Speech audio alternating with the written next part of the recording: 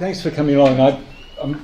I guess what I'm hoping to do is to think with you together about how we could reach out to practicing clinicians in our community, to involve them at a level that doesn't make many technical demands, but really helps you. What do you need to understand if you're a clinician to make a decision about whether openEHR is the right thing to do in your organisation? And I don't know how it works in Europe, but in Australia, on the whole, the senior clinicians are the decision makers at the end of the day about what's going to be implemented in their hospitals. I don't say they always put the things on the table, but they talk to the people in the other hospitals, they listen and they make a decision on the whole. And if they decide no, it doesn't happen in our space. And I don't know how that is elsewhere, but I'm assuming from my reading that that's a fairly common scenario in health IT. So, my pictures all come from Alice Springs and where our clinics are. Just it looks like the moon or something, doesn't it? But just so you're aware, that's a gorge just outside of Alice Springs. You can go there in about 10 minutes. That's rather beautiful. I've got some ideas about this, but I wondered what people, is anybody, I would like to talk to you about this and listen to you as much as anything. So I just wondered whether people have strong feelings about this kind of area already. You've learned something that you know, that you think is a kind of good principle. Before we'll dive down deeper, and I've tried to flesh it out. If there aren't too many ideas going forward, I could put some on the table, so I don't want you to feel under too much pressure. But how do people feel in their own environments at the moment about the clinicians getting to grips with this and understanding it? Yeah, hi. Can you introduce yourself? Yeah, so I'm Simon from Slovenia. As many of people here are, though I don't come from Bedford. I'm actually a medical doctor, though I do work for Bedford, so yeah. Yeah. But so I'm a radiologist. I'm actually a radiology resident. And I started with openEHR. Is this enough of an introduction? Yeah, that's good. Yeah, I'm the one that has two small kids running around. So. Good, welcome. Actually, I don't want to start on the negative notes. I will just quickly do. I'm super happy about this session. Actually, we were just discussing what's supposed to be this session about. But what I like it is I actually think I exchanged a couple of messages with Ian a while ago. Was on the and with quite a few people. Is that when I started with openEHR, openEHR, I don't know the word, is that of course because Better was looking for somebody to do clinical modeling.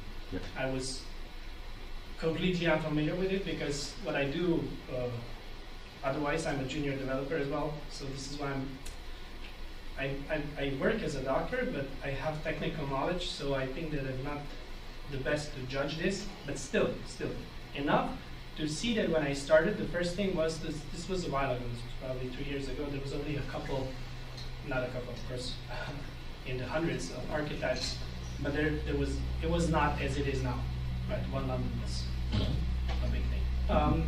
Okay, but what some of the things that were missing, and that coming from somebody that's from Slovenia, right? So we're one of the people saying to other people that openEHR was somehow implemented in Slovenia ages ago, and that people should know about it.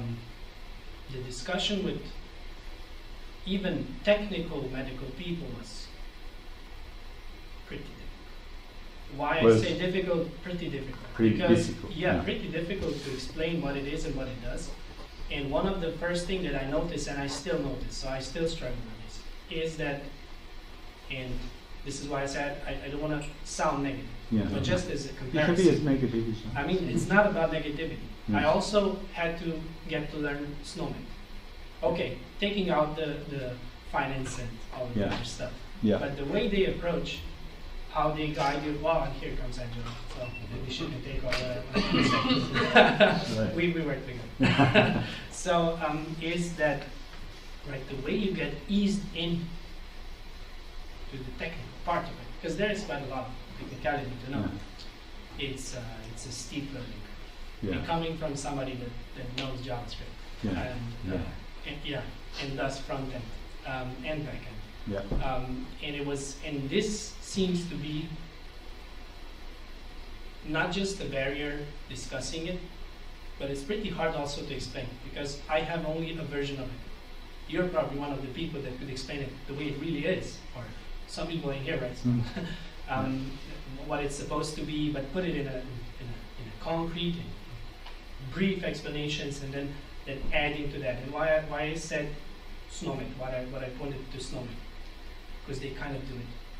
They have found approaches to explain at least part of it to a certain extent better than openEHR did, or maybe even does at this point in time. So what I wanted to say is that what roles practicing clinicians would have, just considering that segment of the people that are supposed to be involved in openEHR, at least it seems it was developed that way, right? So coming from the clinical needs. The explanation in countries that want to onboard this technology as mainstream, this initial learning curve seems to be one of the key barriers I see from preventing quick, small implementations, taking out all of the actual technical providers. So this is just on the idea level, and I can give you an actual idea. So one of our departments does, it's like a day clinic for specific interventional procedures. Right? Short ones, but they can be managed in a day clinic, because with interventional procedures there's a very low risk for additional hospitalization for the patient. So it's possible to get them in and out 4 to 8 hours, so 1 week. Okay? But the way it is solved at the moment is pure technicality. The patient comes in, there's the data, then there's the history. You still have to go through everything. This is a proper hospitalization. It needs everything. It's like an inpatient clinic. It needs everything that a normal patient needs, but in a very short time period. So 4 to 8 hours, nothing more, because of course nobody works more than 8 hours, especially not radiologists. And the idea was, of course, I saw this.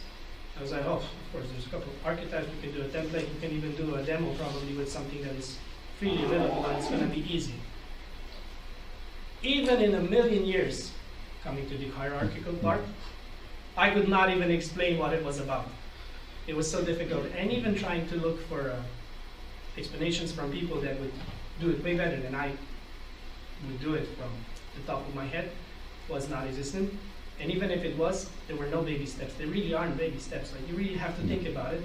And I couldn't do it alone, right? Because I can't. I'm not an attending, even less so. I'm the chair of the actual department that does it, which is of course very important. This is it's how it should be. So we actually came nowhere near an implementation. And yes, even discussion with Angers from Meta was a couple of messages. He was like, yeah, of course it could be done in a couple hours. So it was not the technical part. It was really the clinical part. Though it would really be, like, it wasn't that hard. Because the case is, this is why I gave the case. The case was pretty straightforward. It's not that much going into it. But so just your difficulty was, you've got openEHR here, you've got a solvable problem here, you're in the middle and you didn't know how to put all that together. And this is why I said that all of it, like for example, it seems, I didn't go that way, but it seems that it would be easier to explain maybe something else, just because they already did a lot of that for me. I could just forward them probably a couple of readily available resources, even a free course or something, but a short one, 30, 20-minute course. But it would break the ice, and maybe you can go from there. So this is just an introduction, so I don't think it's that negative, but filling that gap for me is, again, a practicing clinician, taking away that I code. Right? But this had nothing to do with code. This was just from better point of view, you were feeding that. How was it for you with the clinician kind of as a team? Working with clinicians. So right now we are actually a team of few people, forming a content team. That's how we call ourselves. So it's mostly doctors, nurses, and dentists. Yeah. And now it's kind of getting easier when we started involving more and more people from our side to build trust on the client side, because before we joined the team, there were probably BAs, so business analysts, discussing this with future users. And even though I believe they try their best to, of course, understand the needs of the client, it's a lot easier when you are actually someone with a medical background and knowledge, and maybe you even worked in this setting. So I think it meant a lot for us to actually always have someone with medical background present in these meetings, in the research part of the project, in all the further meetings that we have along the way, and at the end, when we actually build something, we are the ones who actually onboard users. And that, I think, the starting where no one's been before is much more daunting than if you could take a template and have a look at it and adapt it. Would you agree? So the more we share and kind of have that stuff out there, that kind of helps, doesn't it? But, okay, so anyway, you've described that sort of technical clinician's role. We know the modelling is one, and I'm kind of trying to see above that space a little bit as well. So there's, because you're getting very implementation focused, but even how do you, in a hospital or any facility, what do you think clinicians need to be able to do to make sure this is going in the right direction? That's kind of where I'm sitting here, not getting too detailed in that. I just wonder, have any of you been in that position where you're not building any models or anything, but you're kind of overseeing an implementation? I'm Matthias Goschel from the Heimat Foundation in Germany, so we represent a large number of university clinics and advocate the use of openEHR. So the technical side has been described here, to convey the message that this is an ideal system for normalizing data, storing data. And in many of the presentations or many of the talks that we hear, people, they already celebrate basically the first step of integrating data in such a system. Yeah. But the second step is basically making use of that data. Yeah. And what we see typically in Germany is that of course, with data protection regulations, making use of the data by the clinicians. So for internal research projects, if you have research hospitals, is made very difficult because you have to get into a study context. You have to request consent from the donors of the data. Yeah. And I think on a technical level, the mere ability to store has to be brought together with the ability for privacy preserving computation. Basically a layer on top of the open-air environment that enables people to, in a more spontaneous or ad hoc fashion, to explore the data. Yep. Today you have to kind of apply for a research project. You have to go through. We don't, but how is anybody else? Because that might be because you're a federated arrangement. Yeah. That probably makes it more important, doesn't it? We have opt-out kind of consent allowed. Is that allowed in Germany? We recently got more liberal legislation on that, but it's still not completely through. There's no opt-out so far. Yeah. But you have to basically harvest consent by each individual patient. You do, yeah. And if you look forward, we heard a lot on the talks by Amazon on employing artificial intelligence. That needs an awful lot of precise data. Yes. And of course, it's better with that, isn't it? It doesn't need it, but it likes it. We'll like it, hopefully. Yeah. And any progress here needs privacy preserving computation. I think that is something that would bring openEHR a big step forward. So what you're saying there is if there was a layer that was available that anonymized everything through the query. It was guaranteed that might allow opting out or something. Encryption. Yeah. Has anybody had that experience? We do it at our sort of BI level, Power BI level, where we have some users who can drill down and others who can't. Has anybody else got? Because that is clinicians have to push for that, don't they? Everybody's pushing back. Yeah. You've really got to make a case. It's very time consuming, applying for those trial projects and getting your hands on the data. Yeah. Many people are just frustrated doing that. Yeah. Yeah, that's interesting. Okay. Well, let me just go through a little bit. We've talked about openness, haven't we? And you're talking about some closed sort of notion. And I don't know what sort of open people feel comfortable with openEHR, but I do think having your data outside of a restricted vendor, sort of secret space, and at least being able to apply for information, knowing what you're going to get, I see that as a fundamental part of this. And why I'm bringing these things up, I guess, is because I think we have to think about what makes this attractive to clinicians. And obviously if you're using Epic or something like that, you get your reports and you do what you can.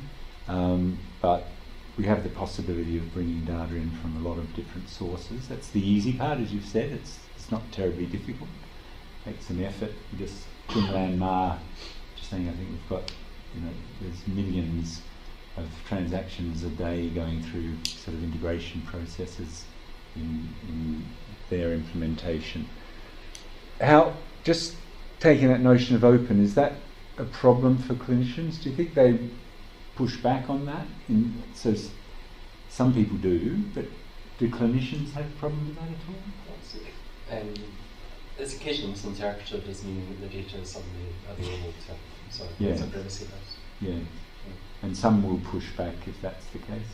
I mean, my experience is that clinicians kind of get that and that balance and things fairly easily and want access. Yeah. I'm Paul Miller, so I'm now ex-GP for the past year. I mostly work in clinical informatics in Scotland. We're building kind of platform stuff using a bit of openEHR. So I don't think, from my perspective, most practicing clinicians don't really care about the technology underlying, and you tell them it's openEHR or anything else. It doesn't always work for them. What they need to understand is the ability through presenting a different way of technical delivery using openEHR, the opportunity for them to transform the work and the way they actually do their work. Mm-hmm. So at the application level and the operational level is really what matters to them. That's the benefit I think they get out of different architectures for EHRs that platform openEHR provides for us. Selling them openEHR, they're not informaticians. I enjoy that kind of chat. Yeah. They don't. Yeah. So it's no point in saying, hey, it's openEHR, they really love it. And what he says, you can use this data now. Yeah. You can see the data about the patient. You can use it to transform your workflow and your workload to become more productive, to become safer, and so on and so forth. These are the things that clinicians, I think, value. And that's the kind of utility, isn't it? And we sort of just thinking about what kind of functionality is available, and that's where I think I just want clinicians to stay on this case. That there's all sorts of people who want to use this data for all sorts of things, but I'm absolutely committed to the notion that if it doesn't work for clinicians, it won't work for anybody. As soon as you take that vital clinical data out of this pool, you end up with a patient-centric health record with no real health data in it. It just dies, I think, very quickly. People have their own. So Hugh McNichol, Sam hired me. Actually, he bribed me by taking me on it too. Did I? It was the Queen musical, and then got me drunk, and then I said yes to openEHR. Oh, so just be very careful how you. I do remember going to the Queen. Yeah. Omer from I don't remember going back. That was the problem. Yeah, so my little company, we were part of the partnership with Better that provided the universal care plan, and that's been interesting. So I used to be a GP, stopped even longer ago, like 20 years ago now. Been working in openEHR for about 15 years. And it was quite interesting. The first phase of that was very much driven by get something going because of very short time scales. And then the next one was much more consultative with a lot of clinical groups. And we ran into a different problem, which is really encapsulated by the phrase, I am a doctor and I want my sausages. That comes Not from haggis. No, sausages. And it comes from an informatician in Wales, Alan Wardcock, who is a senior clinician and clinical informatician. And it is the point that we often, and I don't mean we get the wrong people, but we get the right enthusiastic people, a senior consultant who says, I know how I want to do geriatric assessment. I am the expert in this, but they don't know the bigger picture. Yeah. And we had a real problem in the first phases of that. It's the kind of, everything must be user-centered design, so we'll just ask you what you want, which is fine in terms of your UI, but if you're trying to manage that patient-centric data and be more strategic, you really need to have clinical informaticians sitting behind there, somehow wrangling and jungling and pushing back nicely what loops. And that isn't a skill that many people have. We need to grow that. And the phrase we've tried to say, and obviously for us to some extent this is commercial, but we were trying to explain to somebody why they might need this. So it's like mountain guides. If you want to go up the Matterhorn, it's open. You can go up the Matterhorn anytime you like, but you probably won't make it. If you hire some mountain guides or acquire a mountain guide because your mate, you have to pay for it, you'll have a lot more success of getting up and down safely, and then maybe after 3 or 4 attempts you can start to do it yourself, because it is hard. This is non-trivial stuff. And and the other kind of techie doctor, I'm a bit of a techie doctor, there is a danger of us diving and saying, I know how to do this in JavaScript. And I coined the phrase Django must die because I came across so many docs who thought, oh, I can lash this up with Django. But these are not strategic, You'll do something, but it won't grow. So we have these two different kinds of clinicians, the ones that know too little, and sometimes the ones know too much, and I've been all three. And this morning I was taken by patient Dave, or himself, but just that there's clearly going to be a pressure to take patient data in straight from patients, and openEHR is going to cope with that very well. The issue is making sure that data is absolutely fitting the bill with the rest, and we have this same problem, don't we? We don't want, like we saw with Microsoft, they ended up with what would have been an archetype, but it had your blood pressure and do you have an irregular heartbeat or not, because they just took the data from some machine and decided, oh, well, we'll put that in, whereas pulse regularity doesn't really belong in the same place as the blood pressure. For example, making sure we keep those clinical notions that are important working. And I think we've done really well in getting that working. I think that's now proven scalable. There's lots of gaps, particularly in imaging, but at the architect level, I think the methodology is working well. I think the next stage is how do we start to standardise the bigger patterns, how to do lab, how to do imaging. And that won't fit for everybody, but I think we need some sort of best practice examples, which would help newbies coming in as well. Okay, all right. Anyway, I've got some kind of questions, like how much, to me it's kind of important. I've written down things here that I think are important, okay, just to get as a message, and having some notion that this is just a specification that we're talking about. You can have different vendors, different technology. It's there to last, so it's not locked into any technology, because there'll be another scripting language or whatever that'll work better next year, but the data will be kind of recognisable.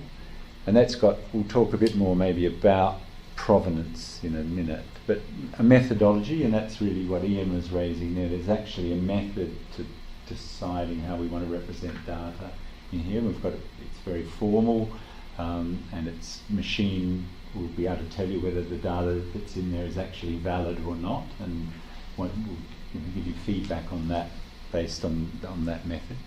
There's obviously the community and a growing set of tools, which I think are I think those things matter a bit to clinicians, that they're not out there on their own just talking to technical people or vendors about their own product, but they're part of something that's really trying to shape health information going forward. And that, I think, not everybody wants that, but I think there's a few people who do. So I wanted to touch on, and I'm going to ask you, that's a sort of flowers bursting out of the desert. One morning I was riding my bike through it, and just extraordinary what can happen in a couple of weeks after rain up there. I just wanted to see if there are collectively, I have my own views on this, but we just take the specification, I get it exists, we're going to say that to somebody. What do we need to say about that, or what matters to clinicians about the specification? You can say nothing is okay, but I think there are some things. I just wonder if anybody's got any ideas about that. So I don't know if it's so I'm Ian Bennett from Better. So I'm a pharmacist, used to work in the NHS now, so I'm kind of clinging on to my registration. But and you haven't moved to Australia like half the people. Yet. I don't know if you maybe say this as part of the specification as such, but the thing which I always think is like kind of remarkable is when, as soon as you create a template and stick that within a CDR, then it's immediately available as a capability to post and retrieve data from. Yeah. And I think, getting away from even kind of the core aspects of creating sort of a coherence of shared archetypes and shared data model, just that idea of being able to upload a template and it being immediately available through an API. And then there is a way to, I think, take out the technical level with that as well, and just sort of say to someone, look, you can post your data, here it is, and now you can retrieve it in this simple way, and visualize it in this way. And I think that to me has always been... That's a very nice thing, and I think very much where we were headed right from the beginning, that we didn't want vendors to have to say we're going to change the schema, we're going to do all this sort of thing before you can have that, and it's going to cost you $100,000 to have a new bit of data collected or whatever. So it's nice to hear that back. It is really powerful, and when we used to do our training, it's hard, for everybody, clinical and technical people, and we felt we were just losing people with some of the stuff. Yeah. So we now routinely, pretty early on in the first morning, we do a rapid demo. Build an archetype, build a template, update an archetype, get it a CDR, build a form, bang. We've done it in 45 minutes. Yeah. And suddenly people go, that's that's magic. very nice. And they don't understand. We say we're not expecting you to understand how this is working, but this is, once you get the hang of this technology and this approach, this is what you can start to do, and that's quite powerful, both for clinical and technical people. So I still find that, if you're talking to a purely clinical audience, I think it's too technical. And it doesn't, you often don't understand it. I know you're dealing with some clinicians who will, but it's argued they're probably more on the technical side. I think in the specification itself, it's a bit of a dry read. I mean, I wouldn't point ordinary jobbing clinicians and say, go read open your spec. I mean, you haven't made a mistake. For most you of them, would. not all of them. But I do say that it's when I try to articulate to people, I say the specification is for building electronic health records. It supports international standards and methods and normal workflow of health and care to build a longitudinal record for your patient. And then you may go on to elaborate that keeping the data separate in the application so that it can survive all these system migrations and all these application changes. Will still be around for 100 years. And that's really the magic of the specification, I think, from selling it to clinicians, is that it's for building electronic health records. It's not like FHIR doesn't build electronic health records, it's about moving stuff about. And all these bespoke databases that people are building aren't modelled around electronic health records. There's been a lot of thought being put into the specification to make sure it matches the clinical process. Well, that's a nice kind of comment. Thank you. I'll just... How long have we got? Oh, you've got to go past. You've got quite a long. Yeah, that's okay. So we don't have to hurry too much. Let's. I will take. Is there anything other? Because these are kind of really critical points, and just I think us sharing. I hope is everybody happy that we go on sharing these sort of notions, because they matter a lot, don't they, for all of us to get the message across. Any other things we want to say about the specification? One part of the specification, you may not agree that it is part of it, but I recently managed to deploy the GDL tools. Yeah. And hadn't appreciated just how powerful they are. So they're not just about guidelines, they are actually really some decision support and decision support and workflow. Yeah. And they are quite. There is quite a high barrier to get over to deploy them. But it's something that doesn't seem to come up very much in the discussion. Yeah. Well, I'm talking to Ron Chen this morning, and you know, I've known him for a long time. Around the same time as Ian got involved and really got his head around it and started doing some amazing things.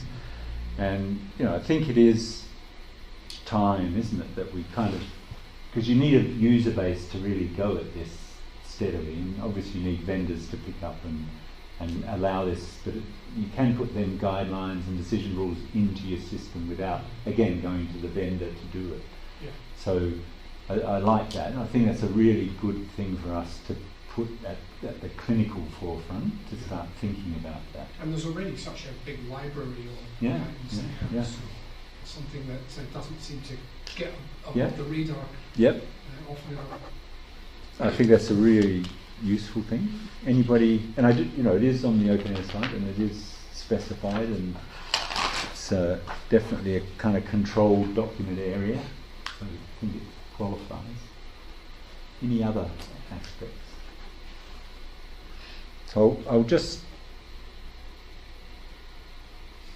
talk about where I think there's a couple of bits in here, and I think provenance kind of matters to clinicians. So we were very worried as a group, I think, with this health record, who's looked at what, does it mean we're all open to this sort of incredible scrutiny? I think people have got used to a lot of that with other systems, so that's kind of faded a bit, hasn't it?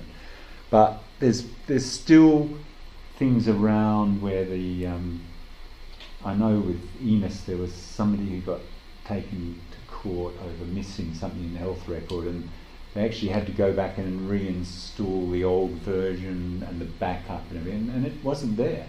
So do you remember that case? It was a fair while ago, it's maybe 20 years ago, but the actual version of EMIS and the data that was there did not show that this person had an abnormal pap smear.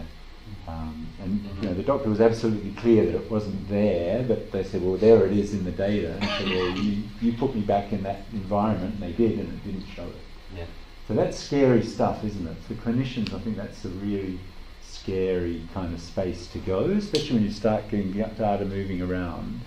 And I don't know how many of you are kind of got the confidence about the openEHR provenance model, but it's incredibly powerful, and we've really put a massive effort into it. And it will allow distributed editing if people want to do that, and we're not going there just yet, I don't think, all that often, but if we've got in the future when you can send someone's record to somebody, might keep a copy of it, comes back, which ones do you have to update, you know where they've been changed, so the transactions and things, and if two are edited, the same one's edited at different sites, making that clear when you put it back together. Merging records and demerging, very easy thing to do with openEHR, a very difficult thing to do in most databases to do that. So rollback point of time, so you can, with openEHR, you can go back to the point of time that you're talking about, and you can look at the record and you'll see it exactly as it was at that moment. That's the transaction model being very, very clear. The versioning, all that can roll back. So I think that's a real positive. It is for me as a clinician, and I hope it will be for others. So I think I've said all of those things. Do people feel that's important? I don't know whether it is. It was for me putting this together. So one thing that we kind of think that the nuance of this that we've come up with London is when you start bringing in like persistent compositions and the idea of updating versions and compositions, and one of the things that gets quite interesting, just more discussion point, is if you sort of enter data against the template which is used in a persistent way, that kind of that behaviour as to if you don't enter a value, whether you are nulling that or whether you should keep the previous value, and you get into quite a lot of really thorny areas. And I don't know whether it's kind of, there's elements where like specification potentially worked examples and almost guidance. Well, that's a good sort of thing. But it's definitely one that we come across, whereby what happens inside of persistent compositions, whereby you only partially update it, partially enter the information for a template.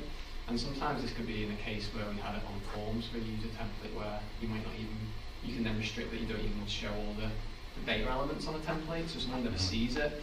So it's these kinds of things which I think, can you bring out more kind of real world examples into the specification, because this comes out of the implementation. Yeah, and I guess my answer to that would be that if you're going to edit a persistent composition, that you need to be able to see it all logically. Ian's just giving away all my screwed up design decisions. But there was a lesson, and I still think it's the right thing to do to have a lot of these persistent composition in a longitudinal health record. Yeah, they are good. But make them quite granular. Yeah. So the problem was particularly when we mixed some of the granularity, there were two different ideas that might end up being managed or make sense to do two quite different clinical groups. But we're starting getting into that interesting space of multi-author, indeed multi-app interaction with complex data, and it's throwing up some challenges. So we will need changes, and we'll need different modelling styles, and I suspect changes to the spec. I put it to you that the problem list you want in a hospital is quite different than in primary care, and it's quite acceptable to have multiple things, that we haven't sort of thought about. But we're doing something completely different, which is multi-agency hospital primary care patient. The only owner in a philosophical sense is the patient. In a sense, I don't mean government, but anyway, that has its own challenges, because there isn't a natural physical community. As I would have had as a GP, you can go and shout at your partner for messing it up. That is the way we might, as we've sort of taken our toe in the shared care record space, that's the way we're kind of modelling that problem list, as in stuff that comes from the GP is in kind of a persistent composition, whereas the stuff that comes from that problem list from the hospital is in an episodic type way, and then we're starting to get to the area of mapping episodic information with information that we might hold for encounter information in a fire store. So it's definitely, I think I agree with that context. Yeah, and it's the example is the Australian shared health record, where it just overwrites it completely. So if somebody writes one thing and it overwrites the whole kind of summary somebody did somewhere else, which is a real problem. Yeah, I wanted to just pick up on the points you made there in regards to the original question about how do you sell this to clinicians. And in general practice in the UK, most doctors, clinical users of systems, have heard about the clinical audit trail in general practice systems. It's often included in requirements documents, and it's that essentially tracking versions and changes at some level in the database there. And what I've discovered over time that it's often asked for in procurements, but no one actually knows what it is. So they say there must be a clinical audit trail, but they don't specify what that is.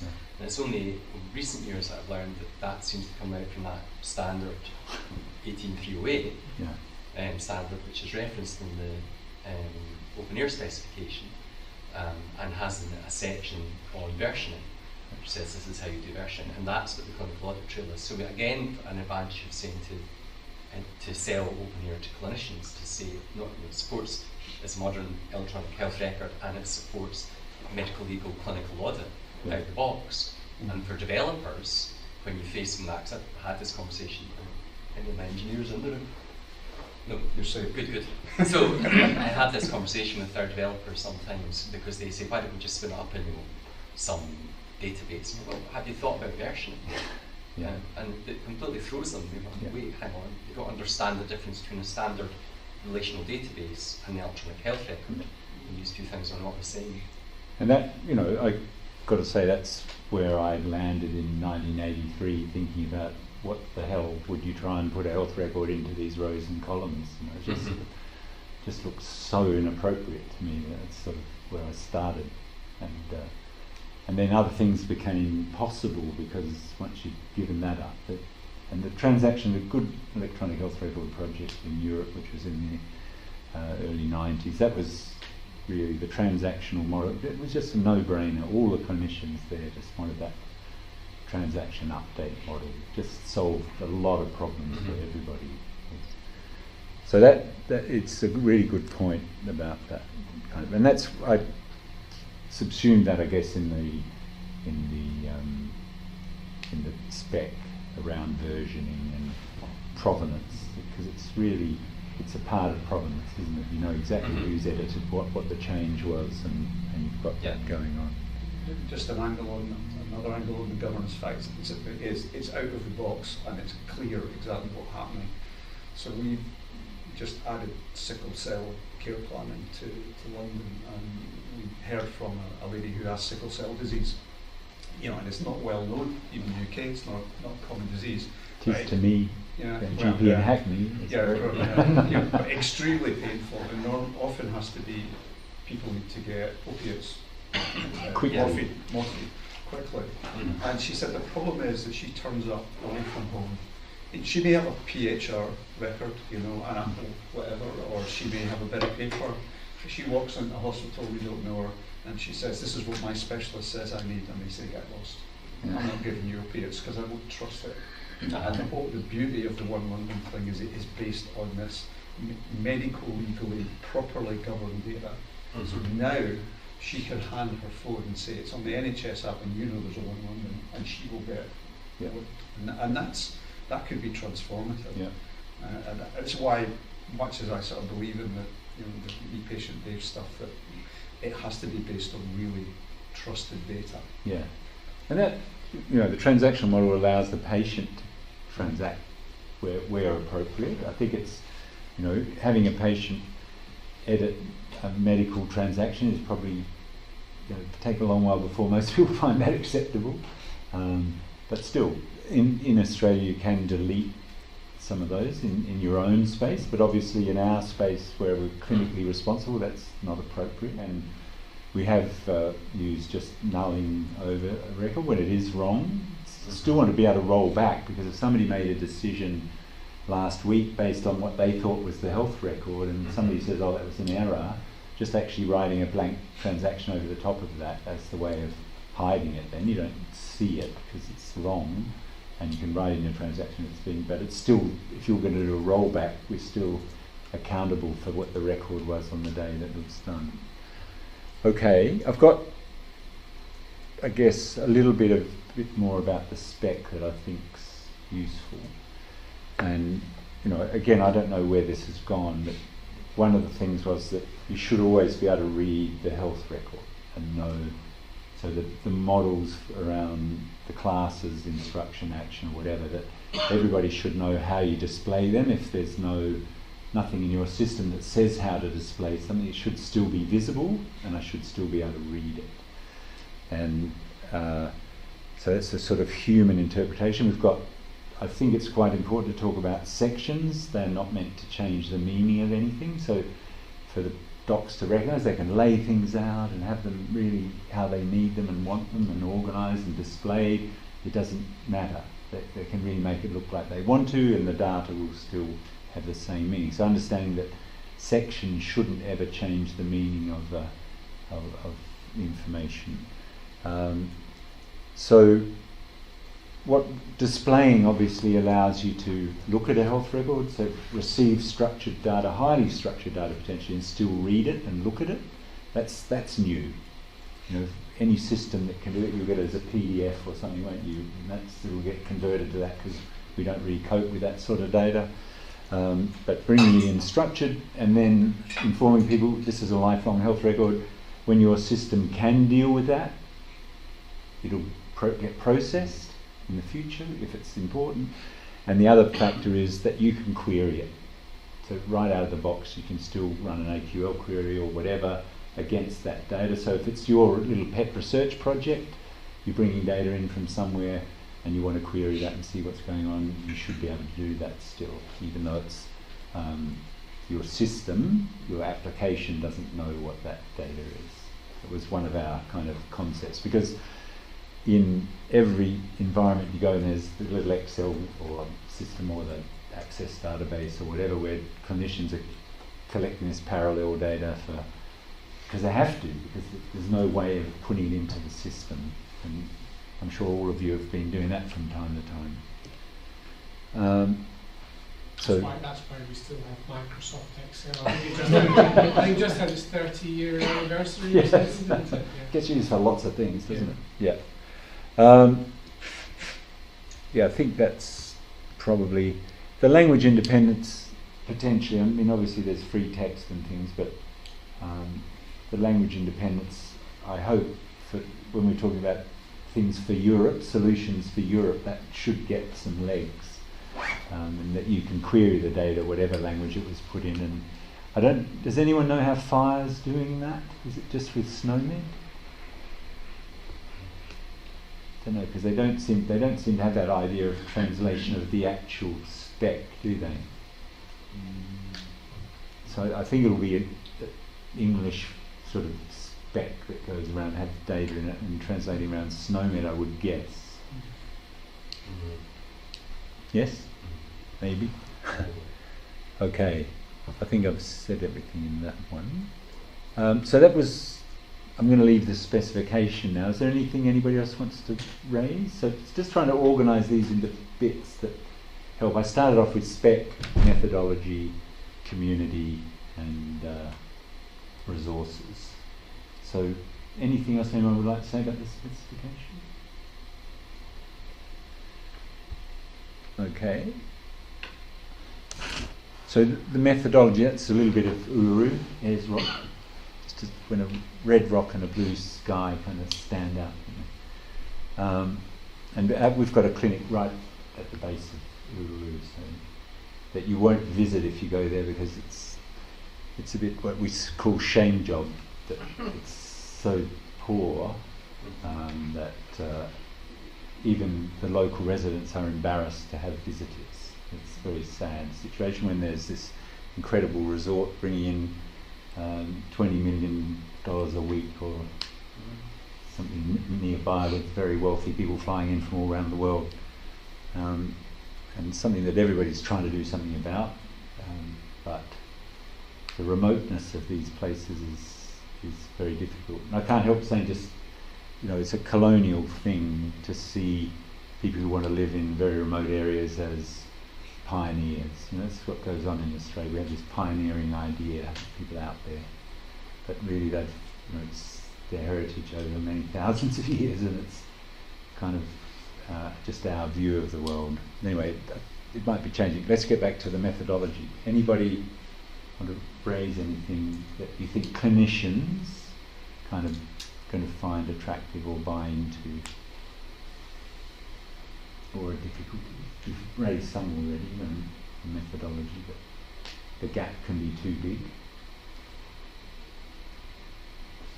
I think possibly the idea that, so working with sort of Ian and Fresh Air team, is that it doesn't necessarily have to be the sort of the guiding principle of the clinicians that do the modelling and sort of within archetype design and utilise the tools. We see a lot of the idea of people who are really, really good business analysts, people who understand the specification, people who understand the tooling really well, and are able to actually guide the conversations with clinicians, much more effective than the kind of idea of getting clinicians au fait with the specification, tooling. Yeah. So I think and what Ian sort of referenced, there's things around the methodology, but it's also things around the skill set, being able to model data and get that information out of clinicians, and create it into a data model that can then be presented back to them, and do it in a speedy, efficient manner too. Yep. So it remains quite agile. I think there's possibly there's probably things that are coming out of the courses to resolve those things as much as specifications and an official methodology. Yeah. No, I think that's a really good point. That I guess that, and that's one of the things I've said to all of you at the beginning. I don't think we want all the clinicians to kind of have to get down to the modelling level. It's just not probably, but I think if we get the top level of clinician engagement right, we'll also feed that group a bit more effectively than if we don't have that understanding. So you've said having guidance and having a skilled people around with clinicians really aids that, but it then becomes very agile in the sense of putting it together, throwing it together, let them have a look, going back to you. That's quite a nice idea. And I suppose the last thing is that, you know, you need to keep an understanding of how the front end system works. So there's the other aspect of how the front end will interact ultimately with the models that you're going to create. Yep. And we have, you know, quite, again, it tends to be our business analysts who start to be considering, you know, how those data models will impact on, you know, how you might create the front end around that. And there's lots of flexible ways that you can still do that. Can you just elucidate a little bit more? Do you see it as a constraint on the clinical view, or do you see it as a positive thing that there are different ways of displaying it? It's not necessarily positive and negative, but you know, there's possibly times when there's a necessity to have a conversation with people on modelling around the practicalities of what that might mean for front end. Yeah. Usually though it can be worked around, so as an example, you know, you can sort of, we have things like dependencies that will open and expose parts of the data model, but the actual question of, you know, do you want to record this information would not be in the data model itself. So I think it's just, you know, there's lots of things where you, and a lot of the time what we now work backwards from is starting with a kind of user-centered design approach of what someone might want to interact with from a front-end application perspective, and work the modelling back from that rather than from the data model first. So I think it's worth considering the fact that you can do bottom-up and top-down. That's also a reflection on the difficulty of explaining to clinicians why the app isn't the data. That's something that's a very hard conversation. So I can fully understand that approach. Start with the app and work backwards. Yeah. And that, I guess that longitudinal record being up front does help with that. I think they can understand then that it's not just this app that's going to interact with that eventually. But yeah, anyway, it's kind of fits. Yeah, sorry. No. Yeah, tell us a bit. Where do you fit in? Sorry. What do you do? Who are you? Who are you? I'm Anne Fossett. I work in Oslo University Hospital. We're quite new with this whole openEHR and all the technical part of it, but we're, you know, in our new electronic patient system that we just had, we got into in Oslo in last year. We started doing new models, but we use the clinical way. Like they come and work with us when we are doing this now structural oncology journal for the paper. And we're like, the focus for us is that the clinical are going to get something that works for them. They don't actually, let's say, care about what sort of technical part, if it's openEHR or if it's something else. But we just go, okay, right, how do you want this? And then we have weekly meetings with the vendor or the ones that we have, the ones that helps us. And then we have like meetings with the clinical, so they have to, so they, we don't do just, we have like full health professionals, doctors and nurses and all sorts that's going to use that part of the journal system. And I find that very good way of working because it's like, it's going to work for them, not for us. They don't want to hear some IT person saying, oh, you should do this. No, that's not how it works. But we have a bit of trouble getting the data from the journal system into the records. But that's the kind of thing that they want. They want it to go. Now they have to use the Excel forms or books or whatever to try and, we don't have the systems working together. It's a bit of a thing in Norway. But Norway is a small country, and now we can see that we are got a very good, we're working with North and East and Western unfortunately not in the middle, as you may know. But we all want the best for the ones that are looking after the patients. And then we also have it that's like an open for the patient. If I'm a patient at a hospital, I can go into the Norwegian health care system and like I can see what the doctor's written about me 24 hours after it's actually happened. And we have to have the open, it's not our system, it's the patient and the ones working with them. And I find that that's a good way of thinking about it. So you would like a tight match between when you put your ideas together and be able to upload that and and that's and then I can see it say it like, okay, the clinical, like they want this and that, and then I can have someone's got the technical aspect of it going, okay, we need to put that into, you know. And knowing, I guess, at that point you need to know what's already modelled and which bit of the data and seeing which bits they need to collect of any particular model that's available. Yeah? Yeah. But with the oncology, it's like, you know, there's certain kind of forms that you want to, because you want it into the Cancer Society. Everyone wants it. So we're like trying to make, we're working with the Cancer Society and the Health Society, like everyone. I don't know the words for it, but Yeah, no, the right words. Okay. Anybody else want to raise anything? Yes.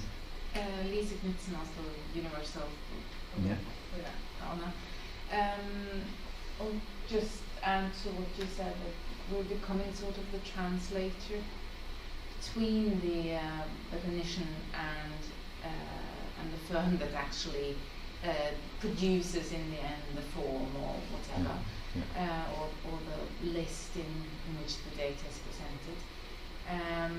And we do often, as you say, that the clinician is very eager in the beginning, and if we get too deep into the data model there, I don't care. Just give me a box where I can put this information. But I feel we're very important in the middle part. For one thing, we all have some sort of health background. I'm a nursing background. You're still a nurse. I'm still a nurse. I'm not. And we're able to sort of a go-between. And also we need to have, we tend to have a better overview of the whole system can do. So we don't want them to ask for something in their form that we know is already somewhere else in the system, and which may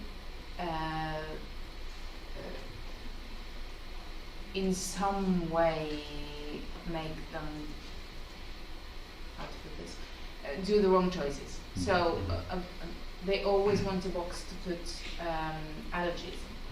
They never get a box to put allergies. That's somewhere else. It's somewhere else. It's somewhere specific, and we're to be able to harness the power of that. We need everyone to use that space. We cannot allow them to have my own box to put allergies.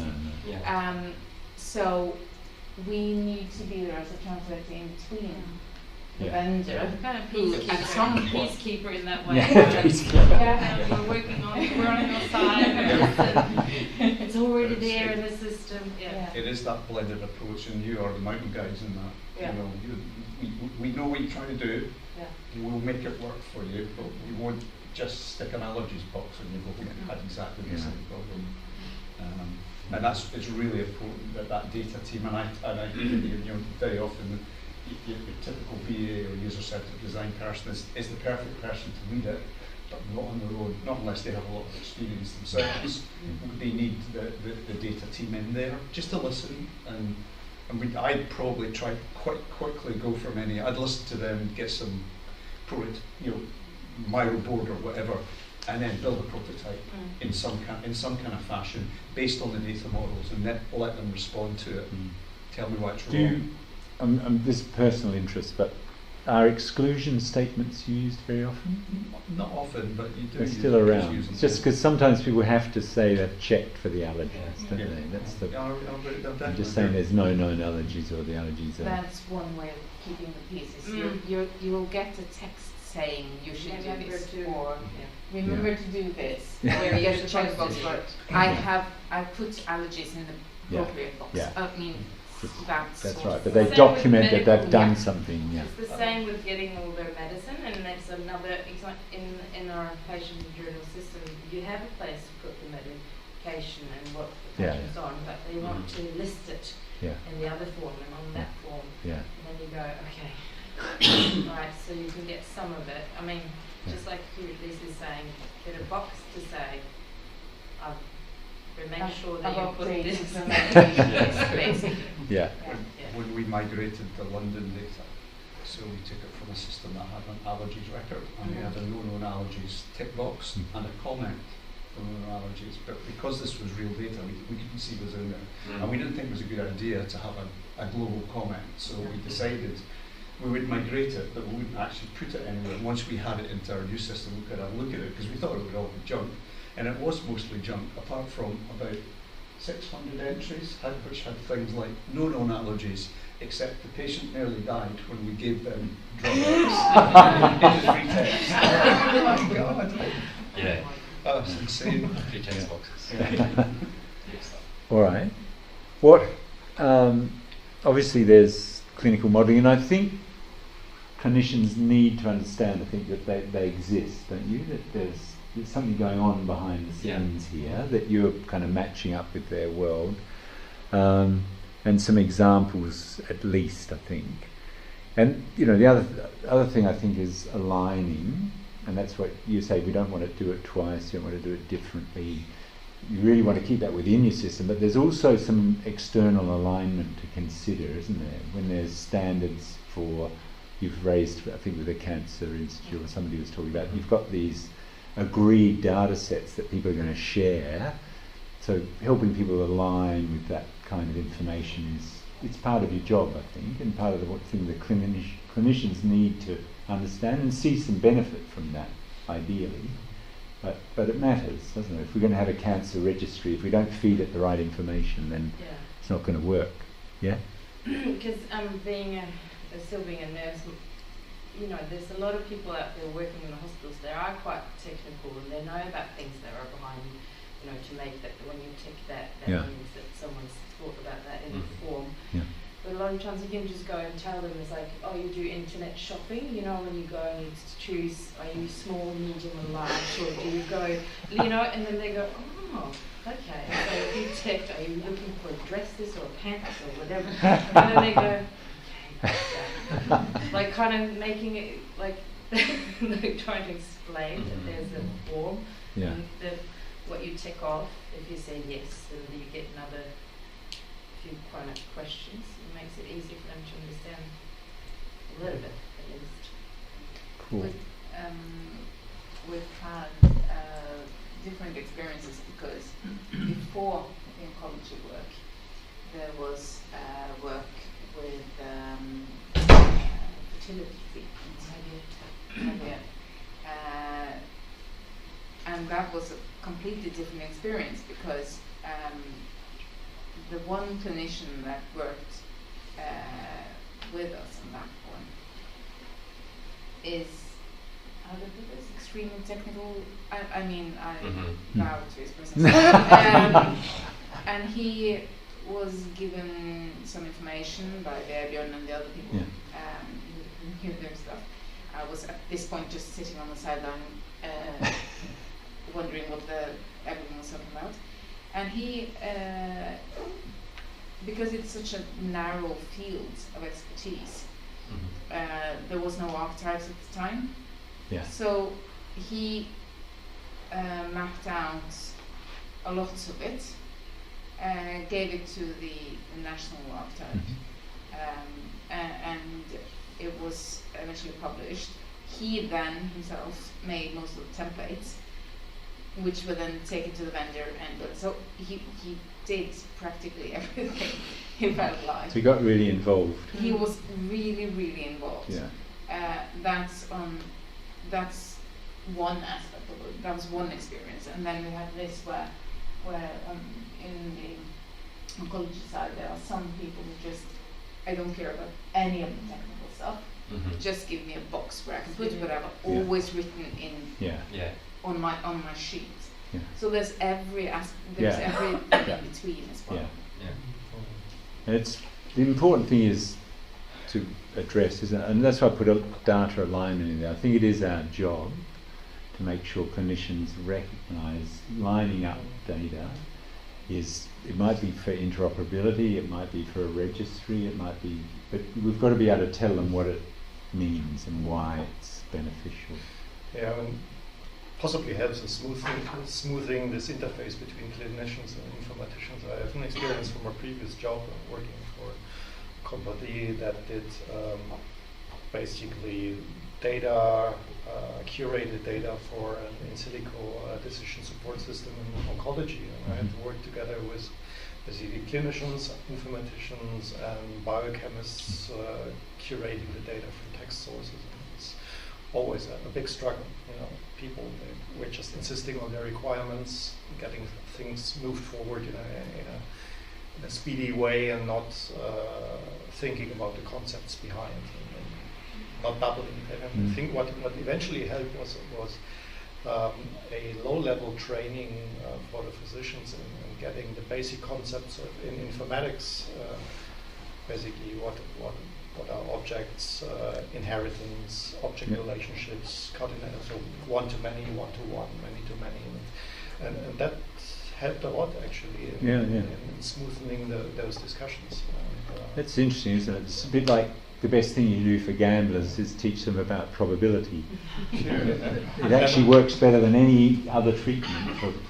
And it's like the same idea, isn't it? I don't know how it is in other countries in Europe, but in Germany, if you enter the curriculum at the university to become a physician, you have to make an entry test in mathematics, physics, and that kind of stuff.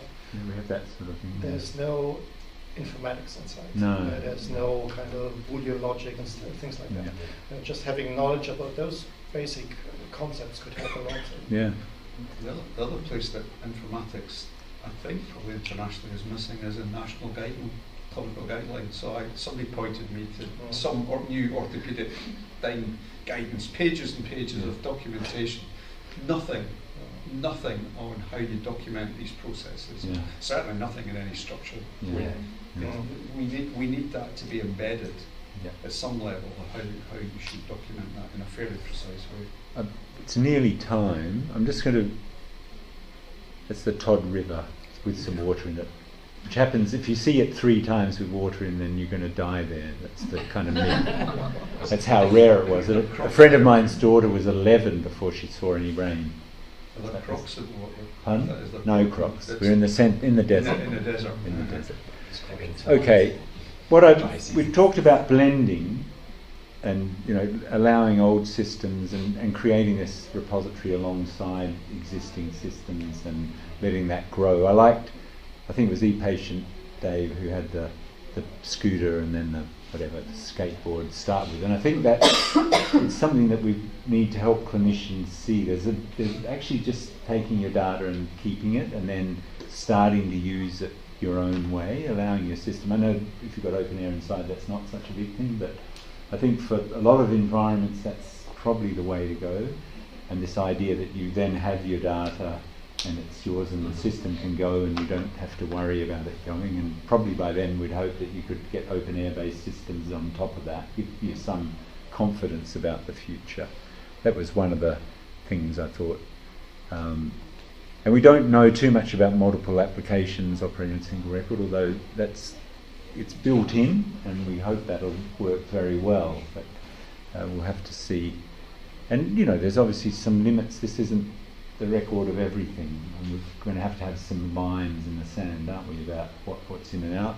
But I'm particularly interested in seeing if we can get a modelling group going for patient data that actually, where we have this same problem we have with clinicians trying to make sure it all works together, and we work with the patient group in exactly the same way and make sure everything they want to collect is going to still fit in as a blood sugar, but we'll know it's patient measured or whatever. We'll know how it was measured, all that kind of stuff in there, and devices and things in the longer term. I don't know what it means with AI. It's kind of, but all I know is when you read what you need for good AI, openEHR has got to be the best bet to have AI working. So I think all AI repositories are going to, all vendors are going to be looking at us and hoping they can use the same software and approach across a lot of different systems. We'll have to see how that goes, but it's certainly very interesting. I know I've got 1 minute left. And just finally around community and things about, and I don't know how much clinicians can do this, but I do see throughout my career some really leading clinicians who can influence people, and how we recognise them in our own community. Who are the clinicians who can stand up in front of people and really get people understanding and engaged with this kind of notion. I think it's important we all recognise that that's very important. And even in transparency, I sort of felt like if I'm going to speak to this group of you who are all working so hard on that, this morning my Steve Jobs and Bill Gates kind of thing, but I do think we need to pump ourselves up a little bit. That's what I'm saying. When you're out there and doing stuff, this is kind of bleeding edge stuff, and it's really important to recognise humbly that it's it has the chance of changing the way healthcare operates. And One London, there's just so many opportunities I think that are staring at us now that were just impossible a little while ago to consider really, except with a vendor. That was the only way to do it. Okay, thank you for your time.